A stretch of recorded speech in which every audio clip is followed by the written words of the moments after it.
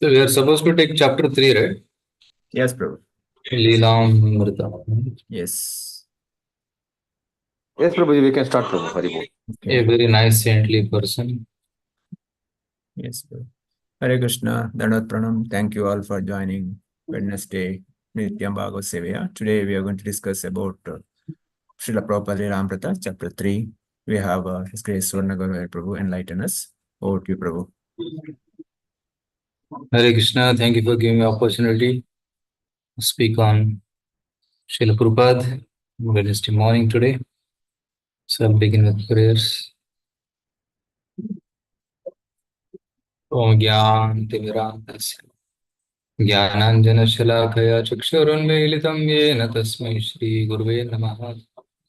श्रीचैतन्यमनोभीष्टं स्थापितं येन भूतले स्वयं रूपकदा मह्यं ददाति स्वपदान्तिकं। वन्देऽहं श्रीगुरो श्रीयुतापदकमलं श्रीगुरून् वैष्णवांश्च श्रीरूपं साग्रजातं सहगणरघुनाथान्वितं तं श्रीवन् साद्वैतं सावधूतं परिजनासहितं कृष्णचैतन्यदेवं श्रीराधा कृष्णपादान् सहगणललिता श्रीविशाखान्वितांश्च नमो विष्णुपादाय कृष्णतीर्थाय भूतले श्रीमते भक्तिवेदान्त नमस्ते सारस्वते देवे गौरवाणी प्रचारिणे निर्विशेषशून्यवादी पाश्चात्यदेशतारिणे नमो महावदन्याय कृष्णप्रेमप्रदायते कृष्णाय कृष्णचैतन्यनाम्ने गौरत्से नमः। हे कृष्णकरुणा सिन्धो दीनबन्धो जगत्पते गोपेश गोपिका कान्त राधा कान्त नमोस्तुते काञ्चन गौराङ्गी राधे वृन्दावनेश्वरी वृषभानुसुते देवी प्रणमामि हरिप्रिये वाञ्छाकल्पतरुभ्यश्च कृपासिन्धुभ्य एव च पतितानां पावनेभ्यो वैष्णवेभ्यो नमो नमः। जय श्री कृष्ण चैतन्य प्रभु नित्यानंद श्री अद्वैत गदाधार श्रीवासादि गौर भक्तवृंद। हरे कृष्णा कृष्णा कृष्णा हरे हरे हरे राम राम राम हरे हरे। मूकं करोति वाचालं भङ्गं लङ्घयते गिरिं यत्कृपातमहं वन्दे श्रीगुरुदीनतारिणम्। Hare Krishna, seeking the blessings of Guru and Krishna, would like to attempt to speak on this topic today from Srila Prabhupada's Lilamruta, written by His Holiness Satsvarupa Das Goswami Maharaj, published by BBT. So we are in the first volume. The first volume is entitled actually A Lifetime in Preparation. So Prabhupada prepared to go to America. He prepared for a lifetime. For 69 years, he prepared himself. And then he went to America in 1965. So this first volume of Lilamruta talks about how Prabhupada prepared his life and how he met his guru, how he got his instructions and his preparations by writing Srimad Bhagavata. And then second volume describes Srila Prabhupada actually executing the order of his guru, going to America and establishing his ISKCON successfully. And the later volumes speak about Prabhupada's success stories, how Prabhupada opened hundreds of temples, made thousands of devotees, and distributed millions of books in many languages. So this is the first volume gives a glimpse into Srila Prabhupada's preparatory life. So this chapter we are discussing today is chapter number 3, a very nice saintly person. So chapter 2 was about college, marriage, and Gandhi's movement. And chapter 1 was about Prabhupada's childhood. So Srila Prabhupada was born in Calcutta and he was raised in a very Krishna conscious way by his father, especially Gaura, and he was attracted to Jagannath's deities and Rath Yatra. He also asked for Radha Krishna deities. He was worshipping the deities. But later on, when he went to college, he had to temporarily take a break from his worship. He focused more on his studies, career, and then he also got involved in Gandhi's movement. So in the previous chapter, we saw how Abhay was involved in the revolutionary activities, freedom movement, to drive away the British from India. Especially, he liked the non-violence propagated by Gandhiji, and he was also impressed by Gandhiji's faith in Bhagavad Gita. So he started wearing khadi, and he openly declared that he wants independence. He got married. He had one child, and it is 1922. Srila Prabhupada was born in 1896. So now it is 1922. Srila Prabhupada is in Calcutta trying to establish his career, and he joined one laboratory called Bose Laboratory, and then he tried to work for him. He was one of the acquaintance of his father. His father had requested, no, why don't you give a job for Abhay? So Abhay started working there. So that's the time when Srila Bhakti Siddhanta Saraswati, he had started Gaudiya Math in Calcutta. So Srila Bhakti Siddhanta Saraswati, he was born in 1974, and he was born in Jagannath Puri. When he was 6 months old, he got the blessings of Lord Jagannath in the form of a garland on the Jagannath Ratha, when Rath stopped in front of their home. And then later Bhakti Siddhanta Saraswati shifted to Bhaktivinoda Thakur, his great devotee father. He shifted to Mayapur. Then in Mayapur, Bhakti Siddhanta Saraswati, Vimal Prasad, he grew up. He got initiation from Gaur Kishore Babaji Maharaj. But he was not preaching much. He was not preaching, he was just doing sadhana. He was a great scholar of Sanskrit language, and he was very world renowned for his vocabulary and his intellect. But he also did not like to work. He gave up his degrees, and he didn't like to do a job. Even the Calcutta University gave him the offer to become the head of the Department of Astrology, but he refused because he wanted to preach. So, because his father was preaching very actively, Srila Bhakti Siddhanta was assisting Bhaktivinoda Thakur in his preaching activities. He was supporting him. And at one point of time, he felt that I'm so impure, I need to chant. So he took the vow of chanting 1 billion names. So he chanted day and night, 192 rounds every day, almost for 10 years. And he preached also in some places like Midnapur, where his father, once Bhakti Vinod Thakur, was invited for a debate, but Bhakti Vinod Thakur could not go because he was sick. So Bimal Prasad was sent, and Bimal Prasad went and debated with all the caste Brahmanas and established that how being a Vaishnava is the topmost. So that became a very famous talk.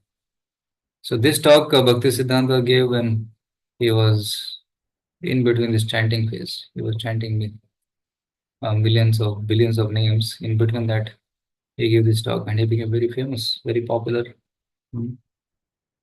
But then he actively started preaching after 1917, not before that.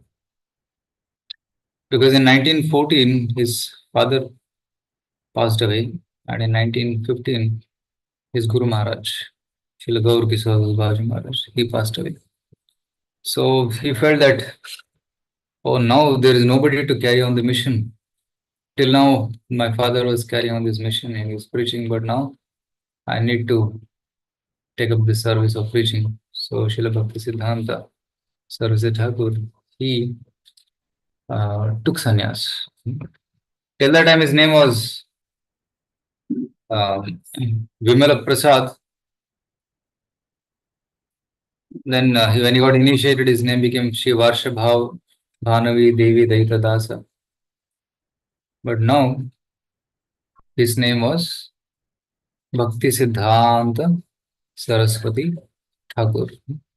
So he started preaching after his Guru Maharaj and after his father had passed away. Then there was nobody qualified to give sannyas. So Srila Bhaktisiddhanta Saraswati, he himself accepted sannyas in front of the photo of his spiritual master. So he took sannyas and then he started preaching. Yeah. So the exact year he took sannyas, December, yeah, 1918. Yes. See, 1918 in Mayapur, he accepted sannyas in front of the photo of Srila Gaura Krishnadas Babaji Maharaj in Mayapur. And in 1918, he started Chaitanya Math in Mayapur. And then he went on a mission to establish 64 mathas all over India.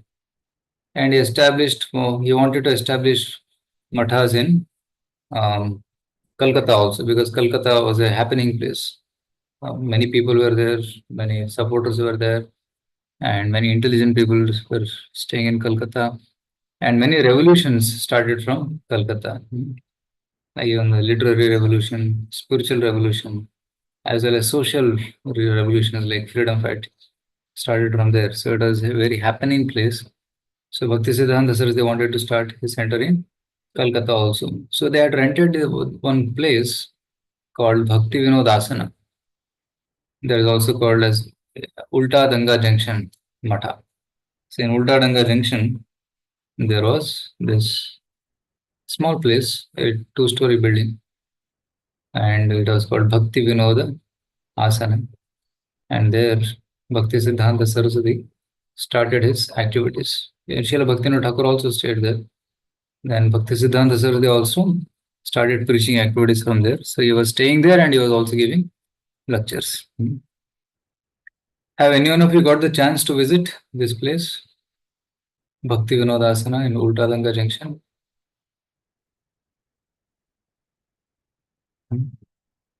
Not really? Okay. Mutees can unmute. Can somebody try unmuting? Yes, Prabhu. No, Prabhu, we didn't see. Didn't see. No, Prabhu, we are not visited. The Not place yet to visited. go. Certainly visit, yes. I had visited last year. So let me see if we have the photos of Bhakti Vinodasana.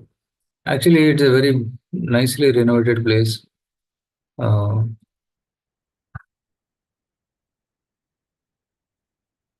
It's in Calcutta, Prabhu. Yes, yes. It's in Calcutta. If you go to Mayapur, before going to Mayapur, you can go to Calcutta. Or while returning from Mayapur, you can go to Calcutta and visit all these places. Calcutta is also a very holy place for us because from Calcutta we go to Mayapur. So Calcutta is a gateway to Mayapur. So I'm not able to find. It was there in some groups. We had gone last year and we saw all these places. So Bhaktivinoda Asana is a place where Bhakti Siddhanta Saraswati and he was giving lecture.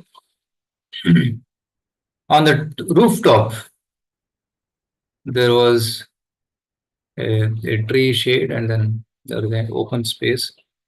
And Srila Bhakti Siddhanta Saraswati used to give lectures to whoever was gathering. So one day, Abhay Charan and Narendranath Malik, two of them, they were walking in that near that area. And Narendranath said, "Please come with me. I'll introduce to a very nice saintly person. He's giving lectures here. Let's go and meet him." And Abhay Charan said, I'm not interested. I have seen many saintly, so-called saintly people. They appear to be saintly, but they are not saintly. They do sinful activities secretly. So, like in Abhay's home, Gaura they used to regularly call sadhus. Like in Calcutta and all, many sadhus keep wandering, so you call them, give them prasadam, satisfy them, give them some dakshina, and after that he will request them, please pray that my son Abhay becomes a great devotee of Srimati Radharani. So this was his regular service. So it's the duty of Grihastha to invite sadhus and feed them and then also listen from them some words of wisdom. So Gaur was religiously following this, and he knew that some of them may be not up to the mark, but still he was doing his duty of serving them.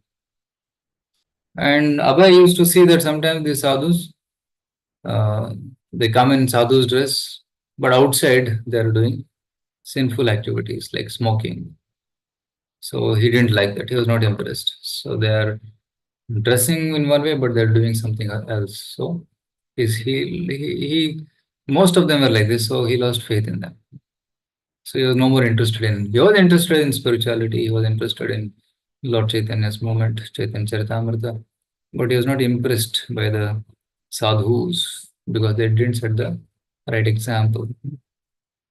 See, achar and prachar both are very important. Some people may speak, but they don't follow. So speaking and following both are important. So when a person does both of the things, then he can become an acharya. Acharya means one who preaches by his example, by his acharana. So just speaking is not sufficient. We should also follow what we speak. So Abhay was not impressed. But the Narendranath, he caught his hand and said, come, you have to come. He is different.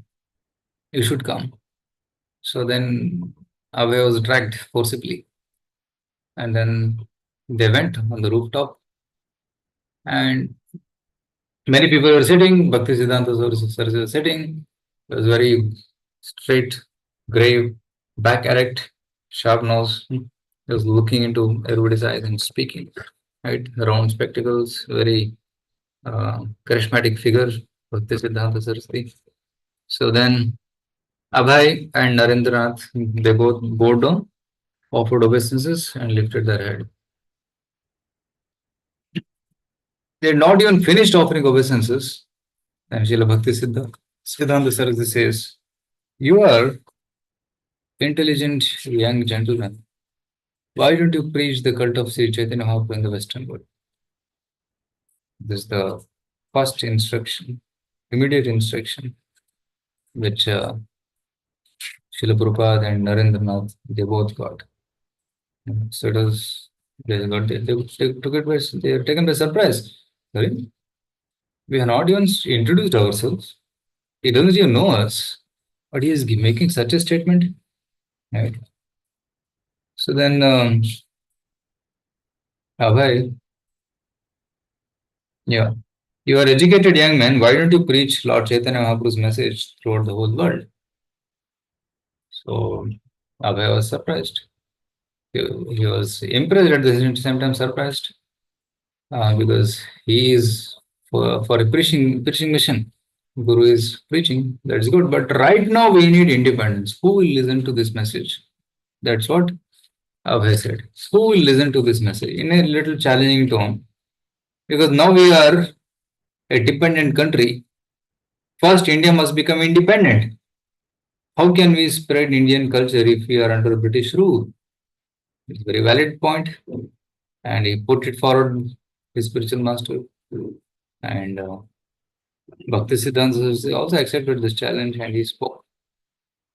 He said that political situation will change, social situation will change, economic situations may keep changing. Today, Britishers are ruling, tomorrow somebody else will rule, but this message cannot wait. We have to spread this message. Because even if with the change of political situations, people's real problems cannot be solved. People will still be dying, there'll be old age, there'll be death, birth, death, old age, disease. These problems are always there. So we have to spread this message of Lord Chaitanya immediately. Right? Krishna consciousness didn't have to wait for a change in Indian politics, nor was it dependent on who ruled. Krishna consciousness was so important, so exclusively important that it could not wait.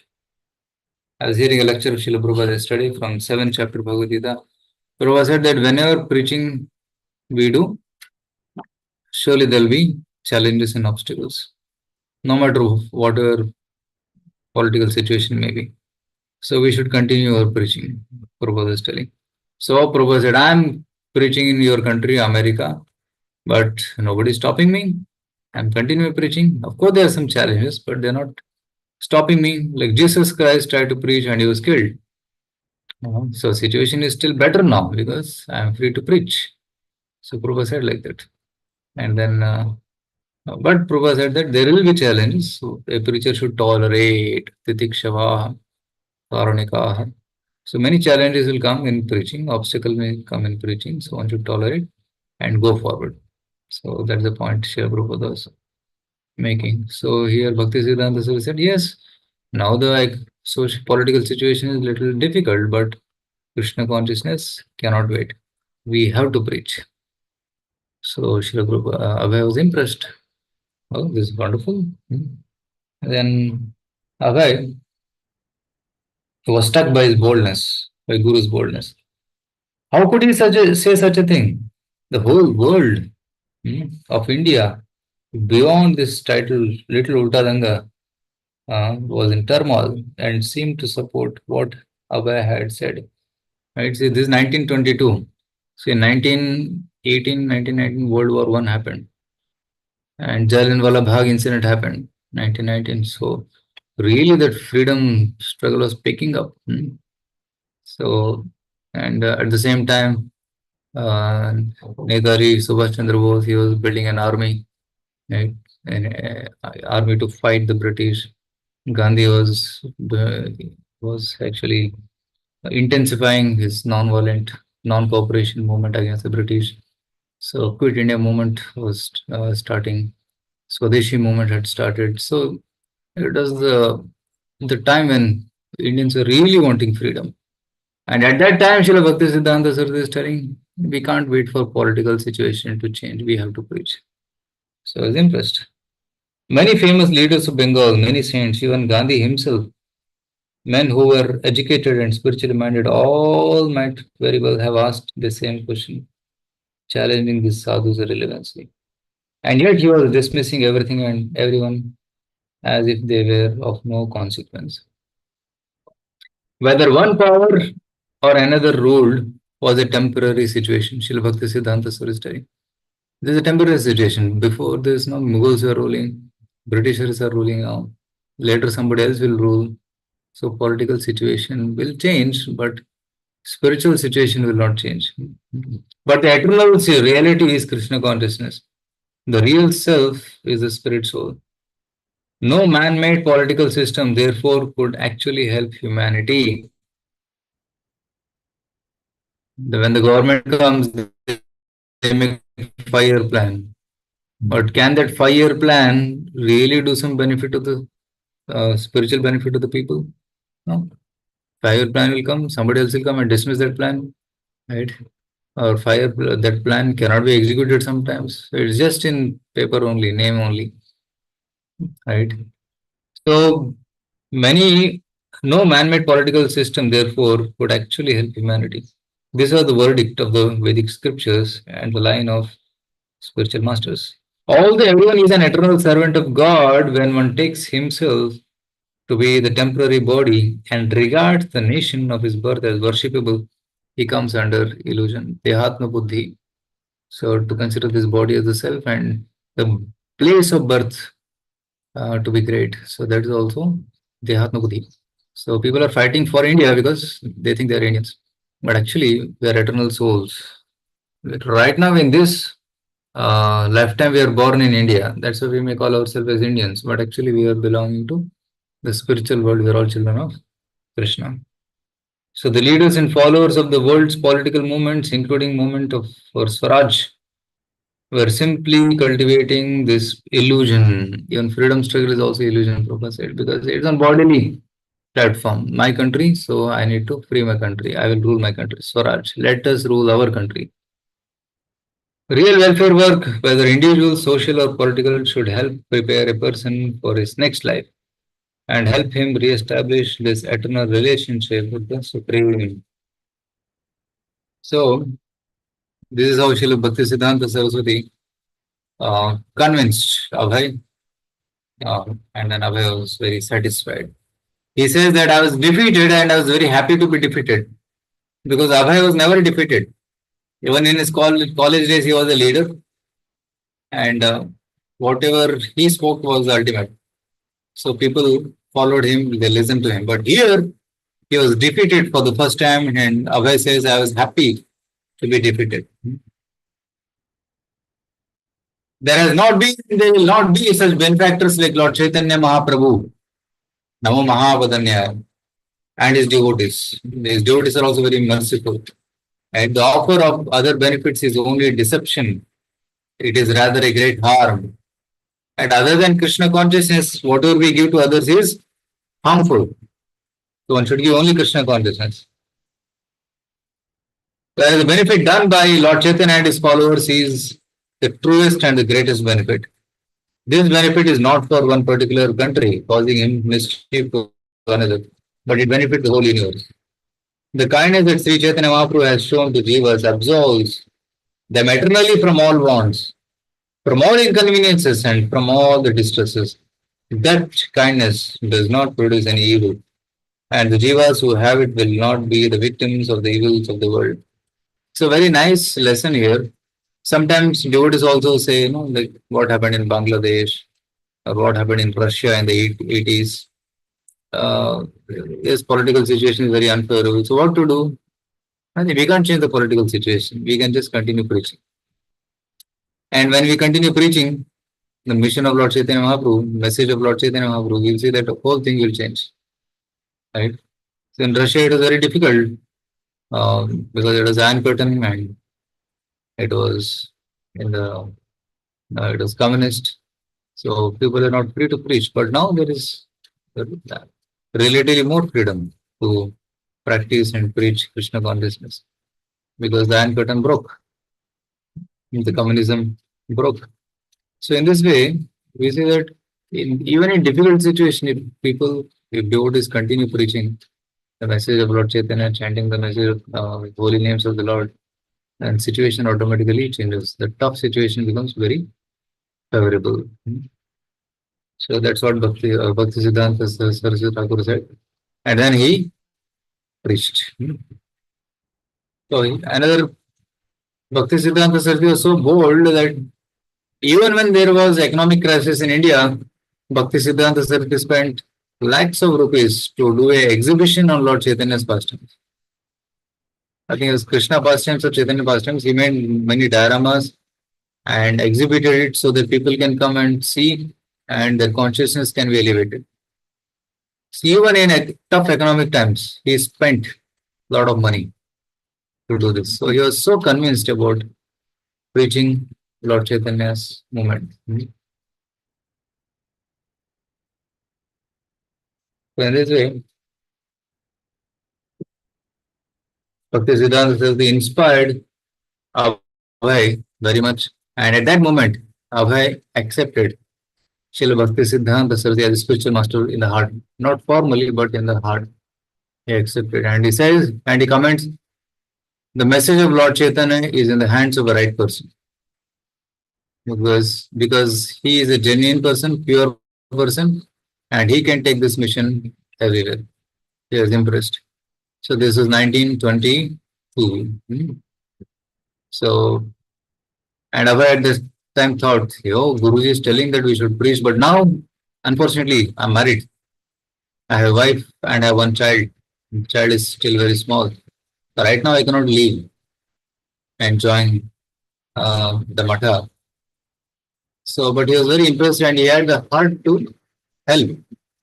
So in 1923, Abhay and his family shifted from Calcutta to Allahabad, Prayagraj. Prayag was a very holy place. It is a holy place, but it is also a very happening place because in Allahabad was a central part of North India, and a lot of business activities and many rich people were staying there. So for business and for family sake, he felt that Allahabad was good. And his friends also suggested, well-wisher suggested he go to Allahabad. So he went to Allahabad and he started his own shop called Abhay's Pharmaceuticals, like that. And he rented a home and he rented a storefront for doing his medical business. And there was one of his doctor friends.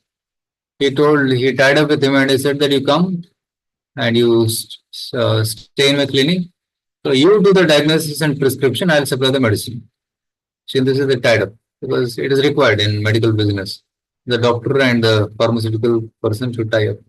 So then both can grow. So they tied up and then they started expanding the business. And it is said that Abhay at the time had a car. He got a Buick car and his cousin was good in driving. So he used to drive and Abhay used to sit and go for his work business tours. And when he was not going on business, that car was used as a taxi by his cousin and he used to make a living. At that time, to own a car was difficult, expensive, but Abhay got a car. So then he started his business there in Allahabad. So it is said that Bhaktisiddhanta Saraswati used to send his sannyasis all over India to preach. So some of his sannyasis, Gaudiya sannyasis, were there in Allahabad also. So Abhay used to meet them regularly, arrange some preaching programs for them, call them for prasad, call them for kirtan. So in this way, the program was going on. But Abhay was quite busy in his business and he was constantly traveling because his business, what he had, it demanded a lot of travel. So sometimes he used to go to Bombay for months together, stay in Bombay and try to get contacts and supply these medicines. And sometimes he will go to other places, but mostly Bombay. And his stay at home was less, and his children were there in the care of his mother, I guess, wife, Radharani. And his father, Gaur Mohande, was staying at home, and his brother was also staying, Krishna Charan, Abhay Charan, and his brother is Krishna Charan. And his sister, so Abhay's sister, she had become a widow. She was also staying at home. So it is big family staying at Allahabad, so he had a great responsibility. When how many people? He, his wife, his child, then father, and sister, and sister's son, and then brother. So seven of them staying, including him, seven people staying in the home. So family, there a lot of demand. And they have to earn a lot of money to take care of all of them. And eventually, Abhay also got two more children. So totally had two boys and one girl. So so the demands of the family were increasing. And Abhay was giving a lot of time and mostly talking about business while traveling. But even while traveling to different places, Abhay made sure that he followed the rules of Vaishnavism. He was chanting Hare Krishna. So he writes that no, before breakfast, you'll chant 4 rounds. Before lunch, you'll chant another 4 rounds. Like this, before every meal, you'll chant rounds. Before you'll chant 16 rounds. Like that. Later, when he took Vanaprastha, he was chanting 64 rounds also. So he used to stay in hotels, book the hotels and stay there. But he never ate food which was contaminated. So he used to get up early, he used to do his chanting, then he ate food without onion garlic. So he was very, because in Bengal also, when he used to go to Calcutta for business purpose, many Bengalis eat fish. But Abhay was very strict to follow the rules set by his father. He always took only vegetarian food, sattvic food. So Abhay in the Grihastha ashram also set a very good example for all of them to, all the Grihasthas to follow. I didn't compromise.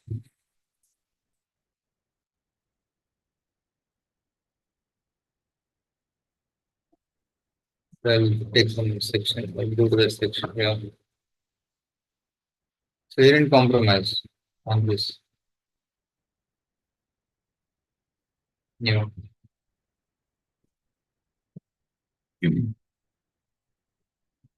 And he always wore dhoti kurta, even when he was going for his business tours. Right. Sometimes he used to dress in pant shirts. Sometimes, not always. Although at home, Abhay wore dhoti kurta. Sometimes for business. And sometimes in business also he used to go in dhoti kurta, but sometimes he wore pants and shirts.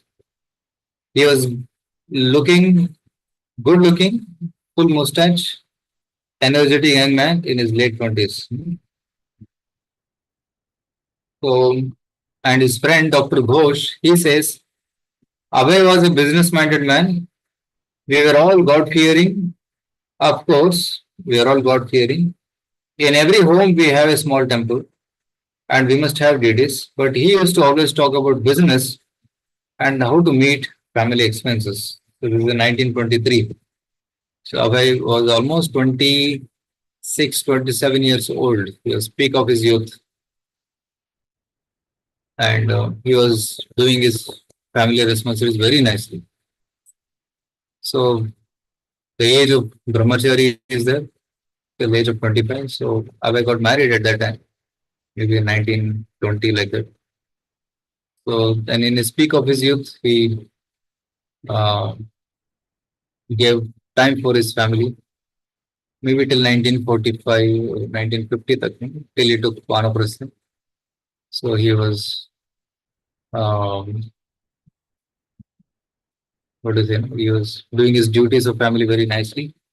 So 25 years brahmachari, 25 years grahastha. Then he took Vanaprastha. And in 1959 around, he took sannyas. So he prepared to preach.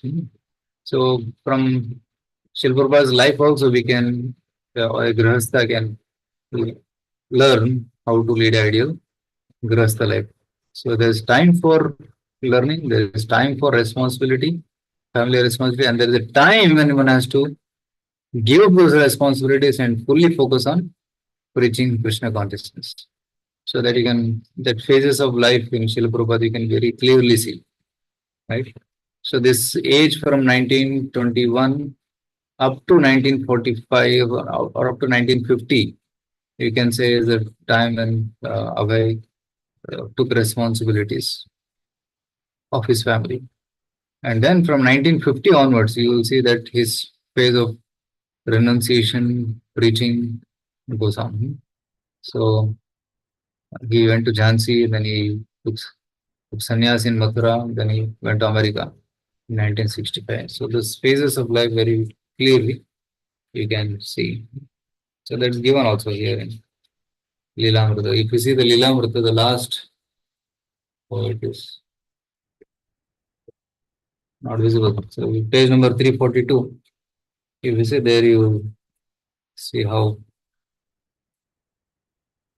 yeah.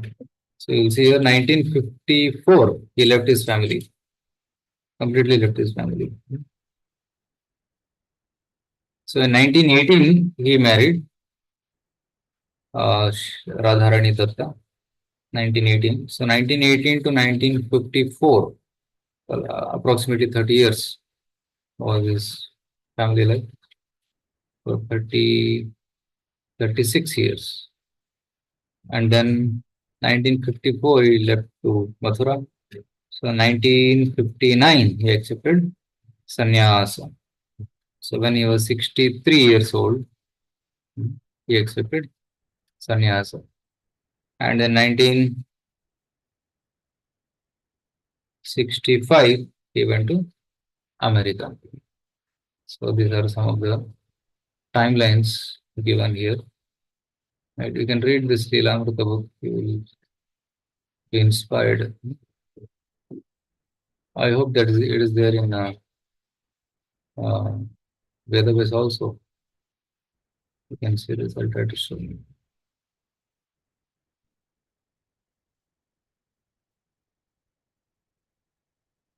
Lilamruta, Vedabase it is not there. In the hard copy book, these timelines are there. Okay. So 1965, he is head to America. 13th August 1965, he started his journey to the United States of America. And there is also a list of books he wrote that is also given in the appendix here. So many books and essays he wrote. Anyway, so let's focus on today's topic. So Abhay lived here and he got 3 children. So the children's names are also given in Lilamruta. Yeah. I have noted it.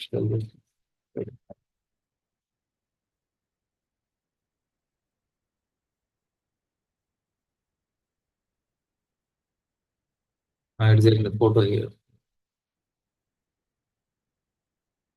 Yes. His name was son's names are Prayagraj and Sulakshman, and the other was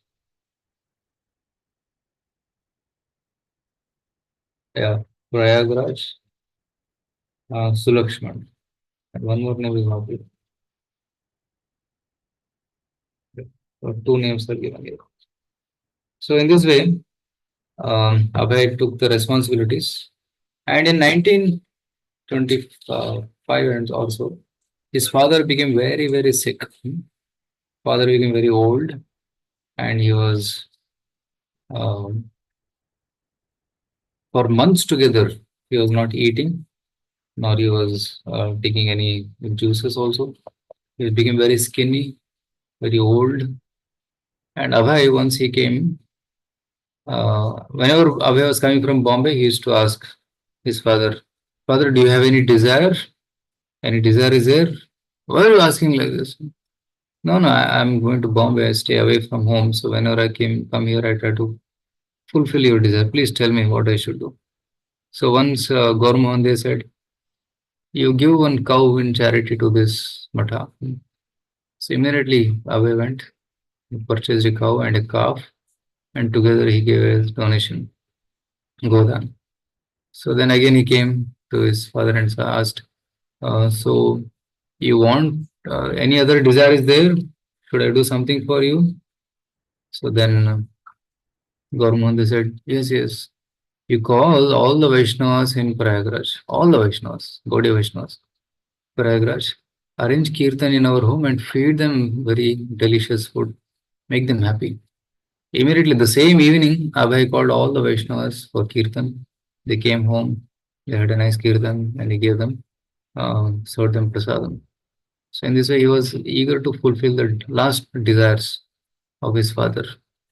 So that night, when the kirtan happened and many Vaishnavas came and did kirtan, and then they went, that same night, Gaura departed. So Gaura was also pure devotee. Srila Prabhupada says that my father was a pure devotee. He didn't want me to become a worldly man. He wanted me also to become a devotee of Srimati Radharani. So Gaura departed. So then he did all the final rites, and he was feeling separation from his father, the first guru who taught him everything. So Abhay, at the time, he shaves his head. His brother also shaves, and then there is a photo where he is sitting. On the 13th day, they took a photo with his father's photo in the center and Abhay and Krishna Charan on the sides. So they took that photo. That's a very famous photo, now also available, right? So this. I have to change the setting, I think. Make it visible. Yeah, now it is visible. This is the photo where Abhay and his father's photo is in the middle, then his brother, and below there are three children. And above is the photo, family photo with all his father, his son, his wife, and his sister also is there. Okay. So this is a family photo.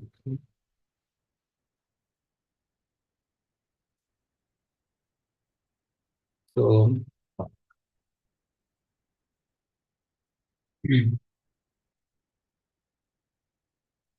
so then Abhay continued his duties and he continued his business. He didn't stop it because he had the responsibility to take care of his children. But occasionally he used to meet his spiritual master. One such meeting with spiritual master happened in 1925 when he was on a business trip close to Vrindavan and he heard that Guru Maharaj has come here. So he went to Mathura to meet his Guru Maharaj. So, and there the famous incident of how Abhay heard from his Guru Maharaj, right? Then Guru Maharaj noted that Abhay likes to hear, he doesn't go away. So that comment he made. So that happened in Koshi, in Vrajadham. So in this way, Abhay, whenever he got an opportunity, he used to go and meet. And in this, he got initiated in 1933. But between 1922 and 1933, he must have met his guru maybe 5 or 6 times only, right? So very few times, but whatever times he met, that was very, very profound. That had a profound impact on his heart. And he got more desire to commit himself to the mission of his Guru Maharaj. So one happened in Vrindavan, another happened in Radhakund when Bhakti Siddhanta Saraswati said that there's fire in the mud, agun lagve. So because we have built this Bhagavata temple and people are fighting, oh, I want this room, I want that room. So in this way, there is dissension. The preaching movement has got collapsed.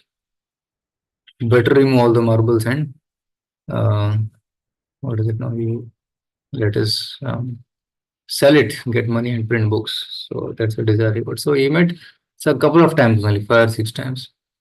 So after this incident, in where Guru Maharaj noted that he likes to hear, so then he got initiated.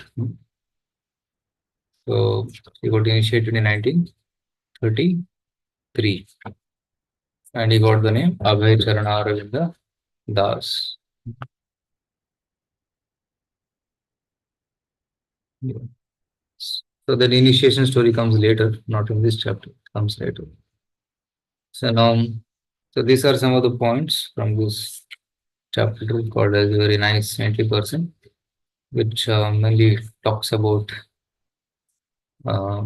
Abhay's journey, Abhay's meeting his spiritual master in 1922 until his father's departure in Allahabad, and his genuine desire to serve the mission of Srila Bhakti Siddhanta Saraswati.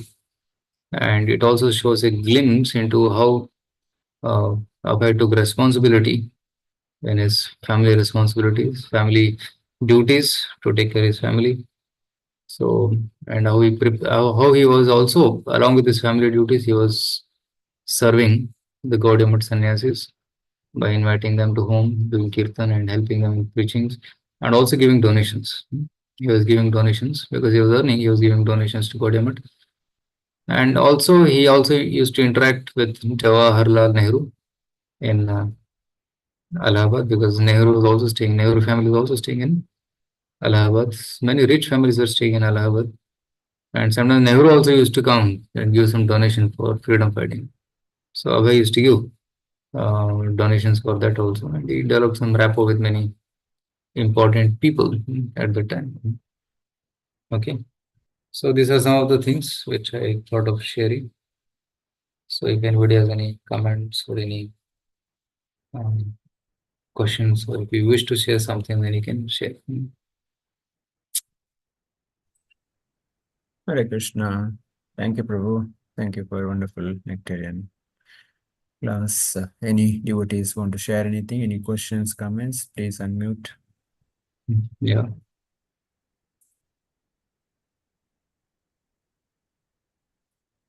Hope others can unmute, right? Can somebody try, please?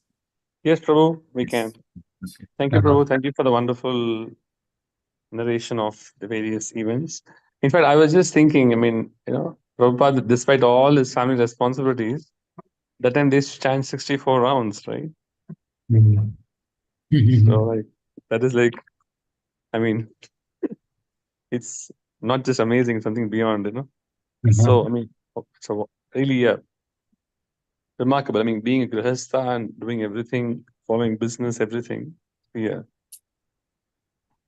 really shows the determination. Yeah. Even at that stage, I'm saying, at that stage of how Yeah. committed he was to the spiritual master and the mission. Mhm. Thank you, Prabhu. Correct. So there's another book called written by Moola Prakriti Devi Mataji, and that's a book called Srila Prabhupada, a friend to all.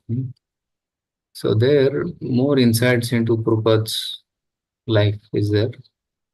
Lilamruta is the interview of many devotees and compiled mainly by Prabhupada disciples, but Moola Prakriti Mataji goes to Prabhupada's friends, Prabhupada's god brothers, acquaintances, and takes their stories and writes it down, and then it's published as a book. So there also you'll find many insights into Prabhupada's life. One such story is when Srila Prabhupada during business tour, sometimes he used to go to Vrindavan. Not only when he Guru Maharaj was there, sometimes he used to just go to Vrindavan. And generally when we go to Vrindavan, when you go to, especially first time to Vrindavan, we want to go and see, okay, what all places are there, Kechi Ghat, Vamshi Ghat, this, that. We keep roaming till you get tired. But when he went, he was just chanting Hare Krishna. He chanted 64 rounds he was just staying in a room near Radha Madan Mohan temple. And people who saw him, they say that he was just chanting Hare Krishna. That's all. He didn't like to go anywhere. It goes to show that how Srila Prabhupada is strongly rooted in chanting the holy names. So he had great faith in chanting the holy names. Yes, Prabhu. Thank you, Prabhu. Hare Krishna. What's the name of the book you said, Prabhu? Mataji, which he wrote? Srila Prabhupada, a friend to all. Okay. Sure, Prabhu. Thank you. Moola Prakriti Devi Mataji. More. Thank you, Prabhu. Hare Krishna. Hare Krishna. Hare Krishna. Anyone else want to share or questions, comments?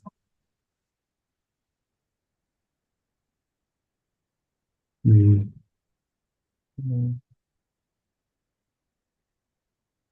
Okay, so no other questions, comments. So we'll end here. Thank you, Suvarna Prabhu, for your time. And I know you're busy, you're traveling Manipal, Suratkal, but still you gave us a time. Thank you for your valuable time and nectarian explanation of Srila Prabhupada's pastimes. So with this, we'll end here. We can end with the Vaishnava Pranam. What do you, Prabhu? We can offer the prayers. वाञ्छाकल्पतरुभ्यश्च कृपासिन्धुभ्येव च पतितानां पावनेभ्यो वैष्णवेभ्यो नमो नमः. The Koti Vaishnava Vrinda ki jai, Jai. Shri Prabhupada ki jai, Space Prabhu ki jai. Hare Krishna. And the call now, we'll miss you tomorrow, same time.